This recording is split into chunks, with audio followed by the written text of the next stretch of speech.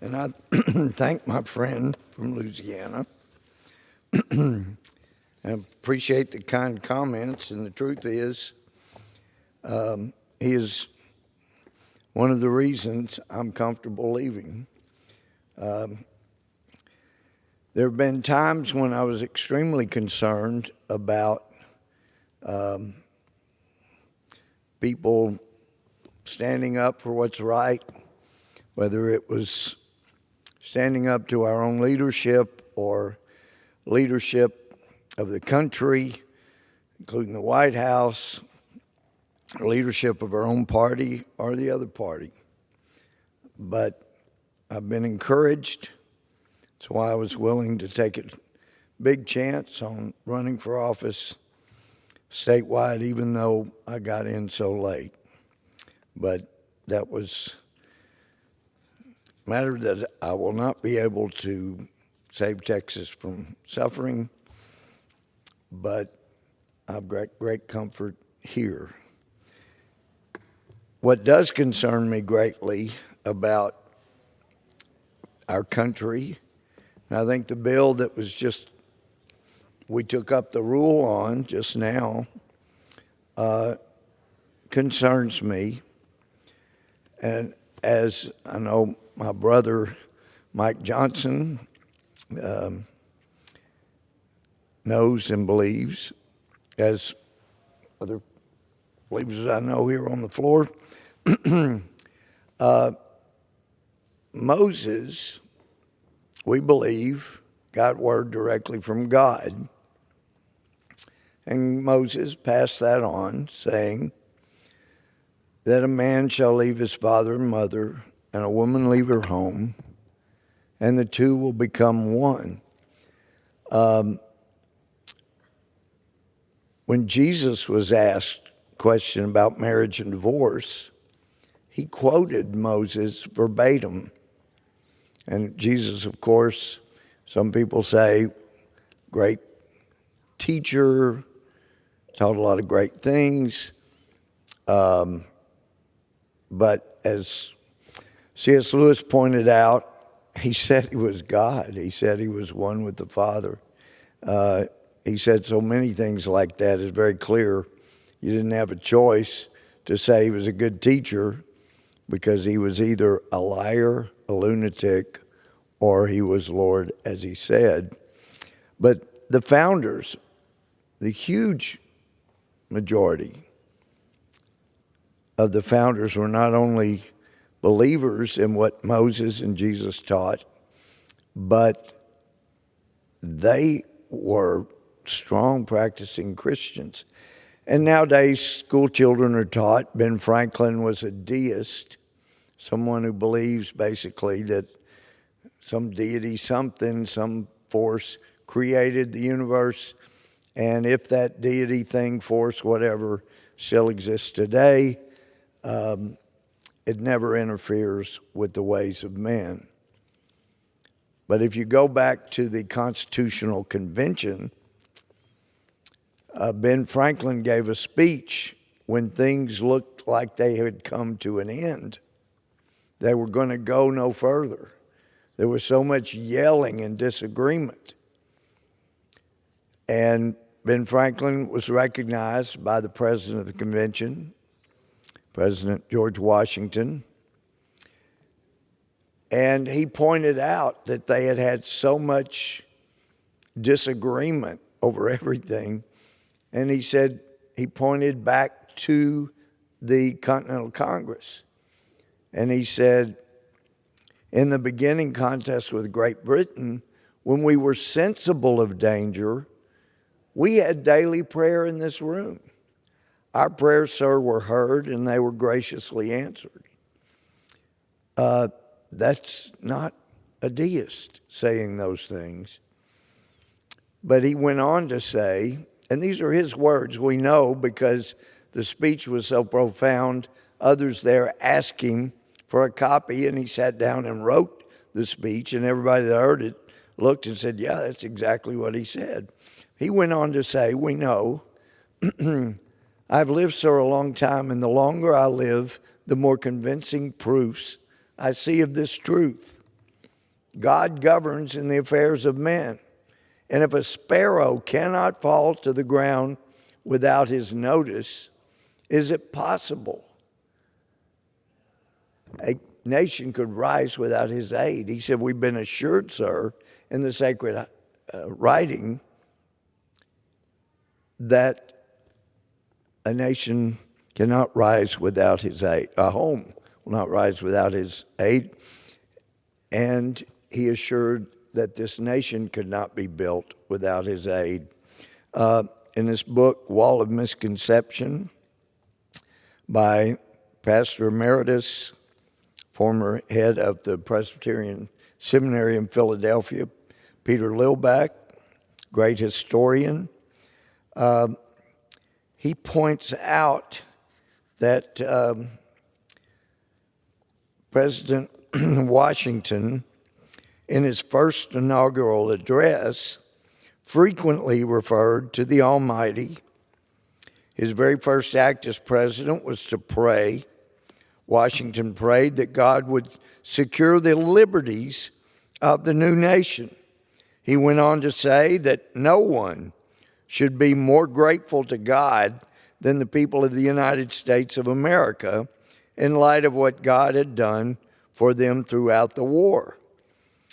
Although the new nation had just gone through the tumultuous time after the revolution of creating a new civil government, the process fraught with sectional rivalries and tensions was accomplished in a peacefully unique way that called for pious gratitude, since those were his words, since this implied even more divine blessings to come. The implication Washington drew from all of this was that America could not expect the continuing, quote, smiles of heaven, unquote, if the eternal rules of order and right, which heaven itself has ordained, were disregarded.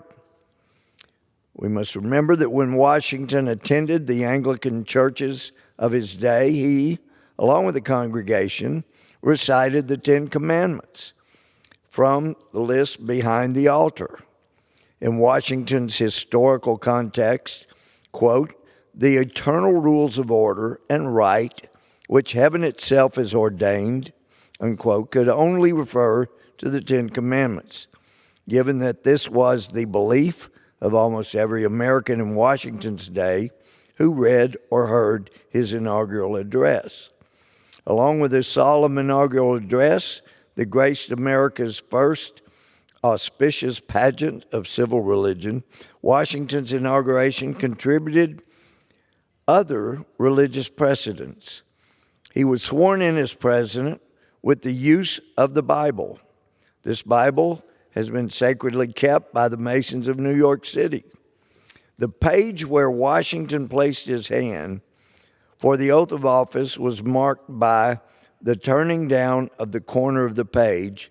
Interestingly, the marked page is Genesis 49, the chapter where Jacob, the father of the sons of Israel, bestows his blessings upon them.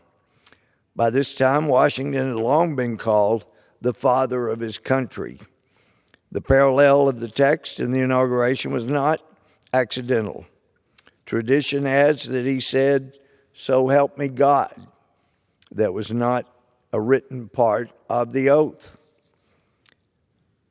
Then he bent down and he kissed the Bible. But the religious elements of Washington's inauguration were still not complete. Next, he led the congressman and everyone else across the street from Federal Hall to St. Paul's Chapel for a 2-hour service of Christian worship to commit the new nation to God. According to Ms. Alexander Hamilton, she knelt with President Washington as they received the Eucharist together. This is part of our history. That was the very beginning. And it is interesting to note, as Jonathan Cahn did, that on 9/11, the one building that was considered part of Ground Zero was not broken, cracked, damaged whatsoever was that very St. Paul's Chapel where our nation was committed to God during that period in which all of the members of Congress, the president, the vice president Adams, they were all there participating in that time of prayer and committing this nation to God, to the Almighty. On visiting there, I was informed that the graveyard that's right behind the chapel on the side facing the Twin Towers, that when they fell, the huge tree, sycamore tree at the back of the cemetery was completely uprooted. And Jonathan Kahn pointed this out, but there the proprietor, the caretaker said that tree fell, crossed all those graves, and not one gravestone was cracked, broken, harmed in any way, nor was the chapel, not even a window cracked. It was seeming to be a miracle the way that building where our nation was first committed to God was so very protected. Amazing, the history. And I know that there have been civilizations throughout history that have recognized same-sex union. But if you do enough digging, you find that when it came to actual marriage, that was considered part of having children and a family. As God had said, go forth and multiply. That was considered, marriage was considered for having children and building a family. And yes, of course, you can build a wonderful family by adoption. Now we're told that men can get pregnant.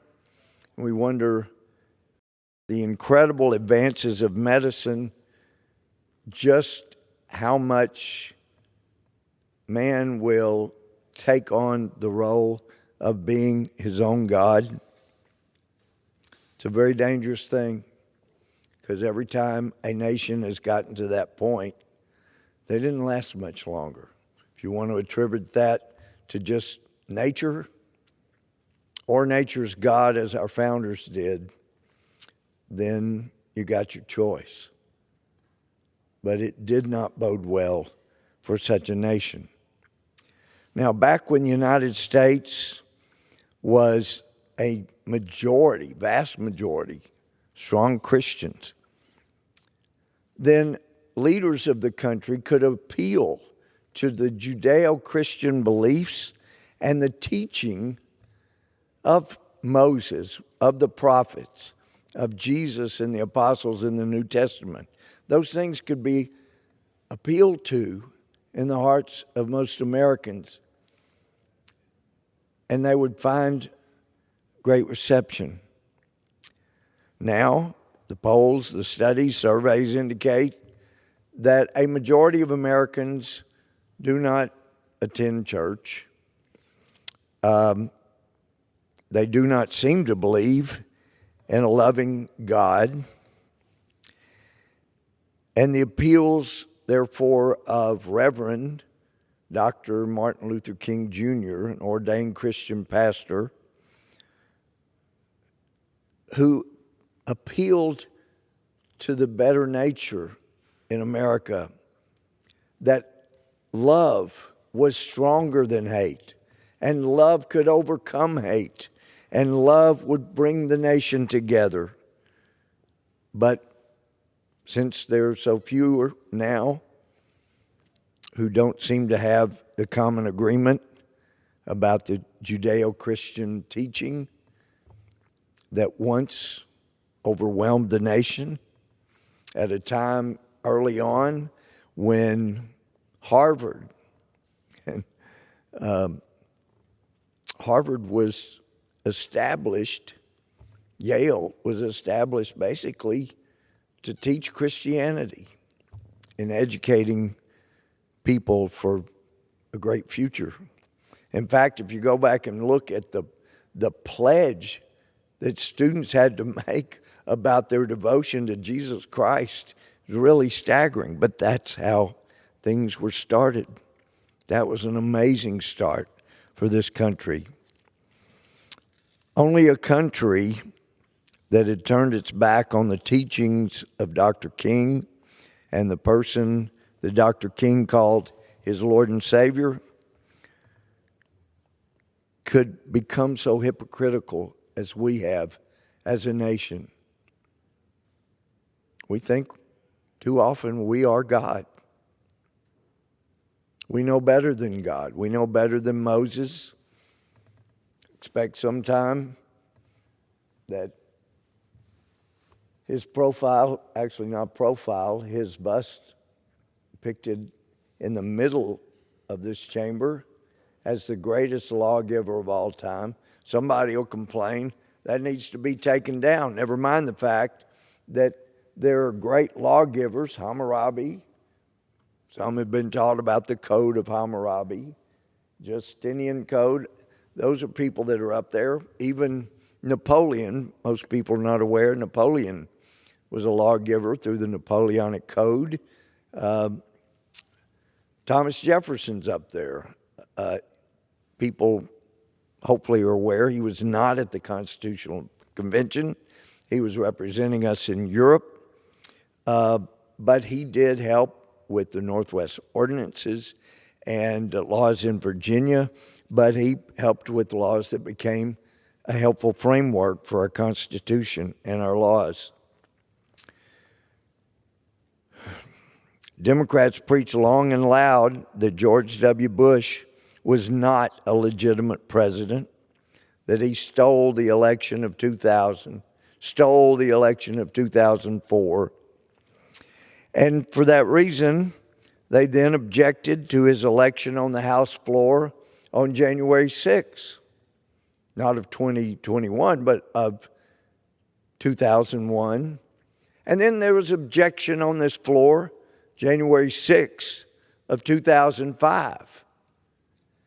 And although, we sat here, waited for our chance to vote on the counting of the electors,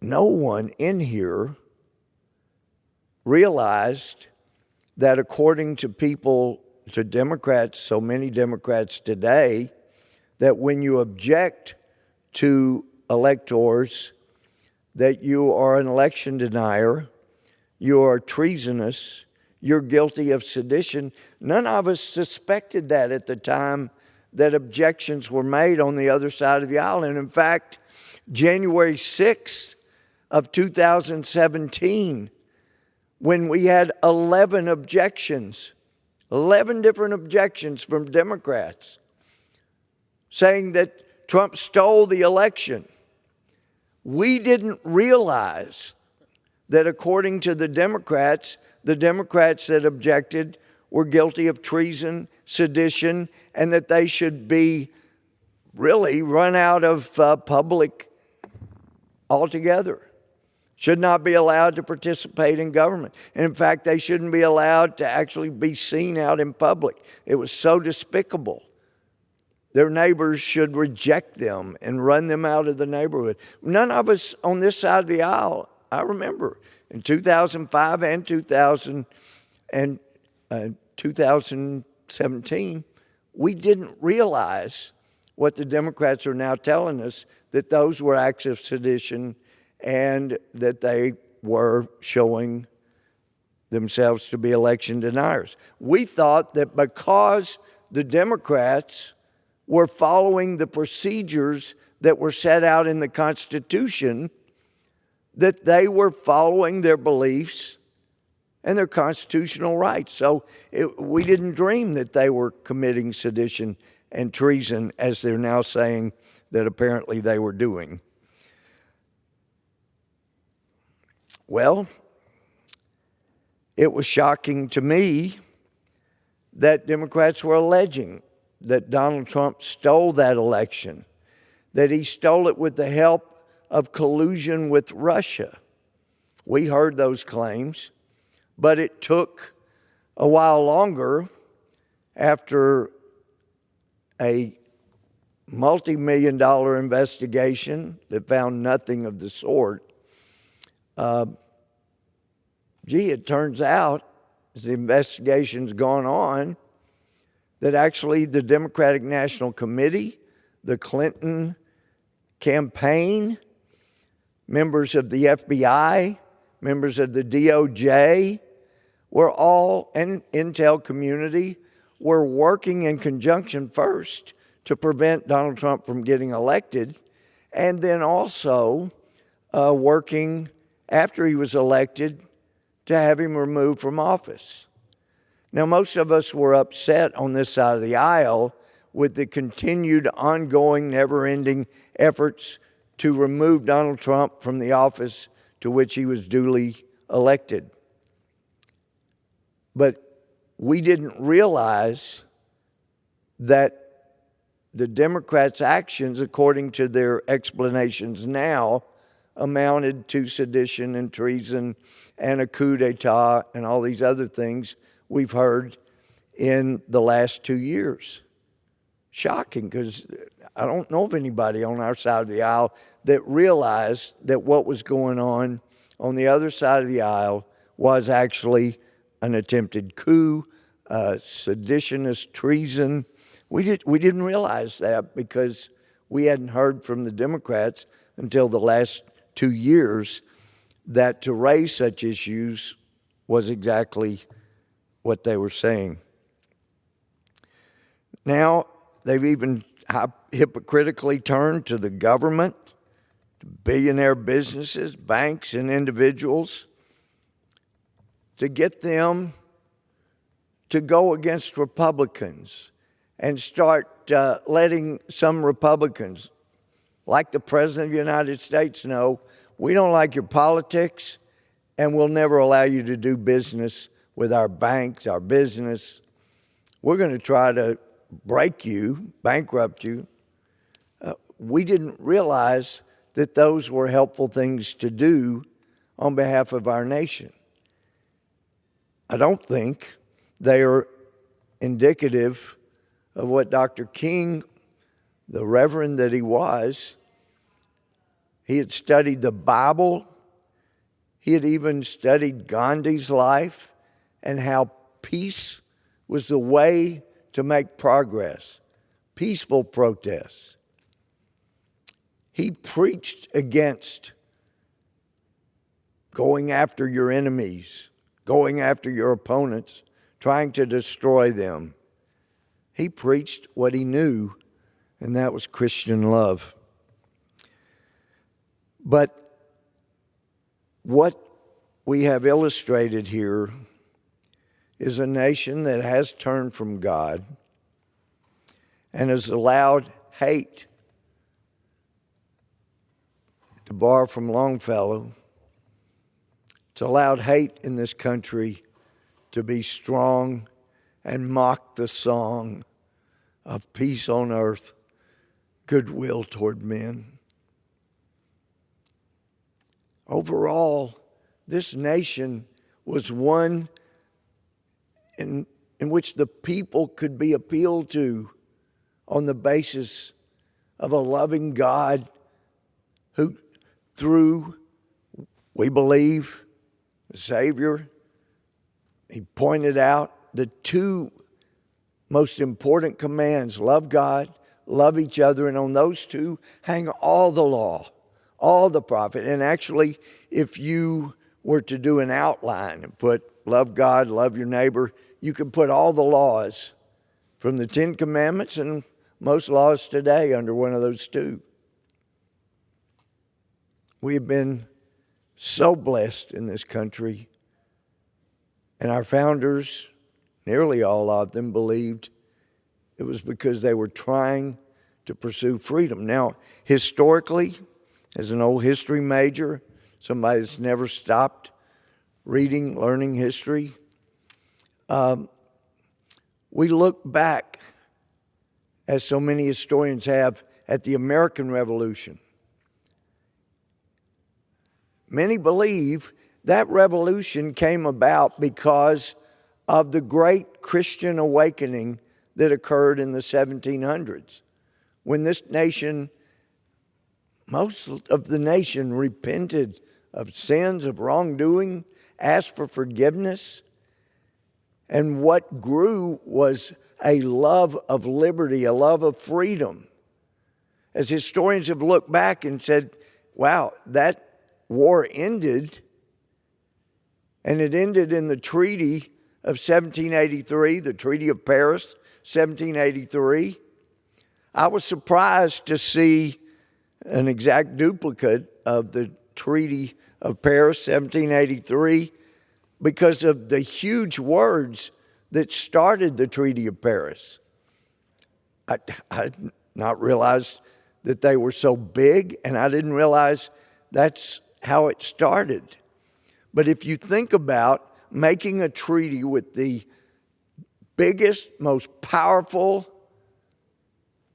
country in the world in 1783, what would you put on the document to scare Great Britain enough with the biggest army, biggest navy? What would you start it with to make them afraid to break their oath? Well, the founders started with the huge words, in the name of the undivided, most holy Trinity. Trinity talking about the Father, Son, Holy Ghost. In the name of the undivided, most holy Trinity. That's how that started. They thought that is so powerful enough, even the British will be afraid to break that oath. That's what they signed. And others pointed out that in the 1800s, there was a great awakening, and that same yearning and love of freedom led so many to say that slavery must end. We cannot continue. And actually, Thomas Jefferson, of all people, put that as the biggest grievance in the Declaration of Independence, that King George ever allowed slavery to begin. Those who say that the nation started with slavery, no, Jefferson said started in spite of it, and that was a blight on this country, and blamed King George for ever allowing it because it was damaging the country and would damage the country. But in the 1800s, after the nation's second great Christian awakening, we had a civil war, and 500,000 Americans were lost. 500,000 casualties lost in that fight. But we emerged stronger out of it. Took a while. But there were people that had the love Lincoln had developed. Yeah, he started out in his 20s, bragging that he was an atheist. But by the time he was president, as Stephen Mansfield points out in his book, Lincoln's Battle with God, he knew there was a God, and he knew God was at work, and he knew that they should have love for people even with whom they disagreed. But our country has abandoned the teachings of Moses, of Jesus, of Dr. King. I couldn't believe. I have idolized the I Have a Dream speech for nearly all of my life. So profound. Provokes tears. It's so powerful. But that part of the dream where people would be judged by the content of their character and not the color of their skin, we were so close. And now this country has been fundamentally transformed, and now teachers are telling children, judge people by their skin color. What has gone on? We got colleges that say that they are so omniscient that they now know the way to go is to have segregated dormitories. What happened to the dream? It's turned into a nightmare. How could this happen? Perhaps if there were a third great awakening, many believe we could get back on track. So why was the American Revolution successful? We didn't kill a lot of people after the American Revolution. We signed a peace treaty. We asked them to leave us alone, and we leave them alone. So why did the French Revolution end up with, you can find, I've seen estimates, some people say as few as 13,000 heads cut off with the guillotine. Some say 44,000 heads chopped off. We didn't have that after the American Revolution. And why was that? Some historians say because ours was about love of freedom and liberty, as the Bible taught. And the French Revolution was about a love for revenge. And we're seeing that vengefulness play out. There's nothing wrong with disagreeing. As the preacher said, and I know in the 60s, Lyndon Johnson was given credit, but Dr. L.L. Morris said it back around 50 before I was born. Said it to my parents, if two people agree on everything, one of them's unnecessary. And I've said that in deacons' meetings at our church. When people say, we all ought to have exactly the same idea. No, it's good. Since we're all human, nobody's perfect, nobody has 100% lock on God's wisdom, that we exchange ideas and we argue, and it's okay to argue. And when I talk about a battle, I'm talking about a battle of words. Some people in here are unarmed in a battle of words, and some are quite armed in a battle of words. But that's a good, healthy thing to disagree. Otherwise, we'd only need one dictator. And I'm afraid we've been moving in that direction. So many of the things Orwell talked about are happening. We got people on the other side of the aisle that basically want a ministry of truth that will write down what the truth is, and anybody that disagrees with that will be guilty of a crime. Haven't heard anybody on the other side of the aisle talk about the enforcement mechanism, and that was called the ministry of love. They would pick you up, torture you, and keep you in the basement of the ministry of love, torturing days, weeks, years, whatever it took, until you would repeat whatever they told you was the truth. It's the kind of thing that would kill a Galileo for saying that Earth was not the center of our solar system. We need to have open minds, but it is important to learn from history. Because when you don't, everybody knows the saying, you're destined to repeat it. Well,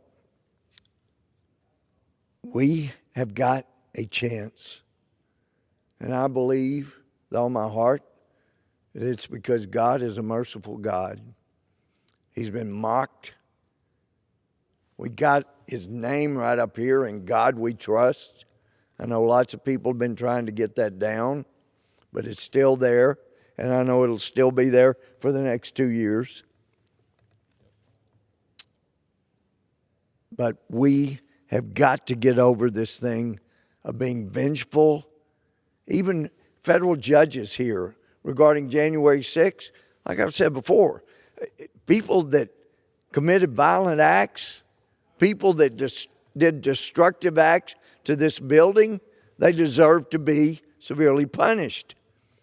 But there were some that walked into the building and seemed to be welcomed, and people want them, they say they're terrorists, and federal judges have called them all kinds of names, called them seditionists, called them all kinds of things when they weren't rioting.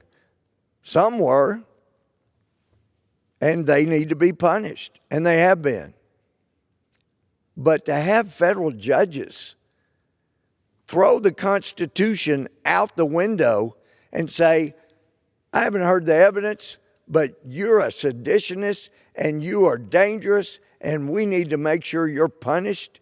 You're a threat to the country, when there was no evidence of that for the individual before the judge. So one of the things I hope happens, and my friend Mr. Johnson from Louisiana, one of the great constitutional scholars in this body, he really does understand the Constitution. I hope that we will start subpoenaing judges. We impeached 2 federal judges early on when I was here. It's time to bring them in and find out if there is a basis for impeaching them. Are they going to continue to want to punish people in pretrial confinement, even though that's unconstitutional? Are they going to continue to judge people and issue rulings when there is no evidence whatsoever on which to base the vile things they're saying about the individuals before them?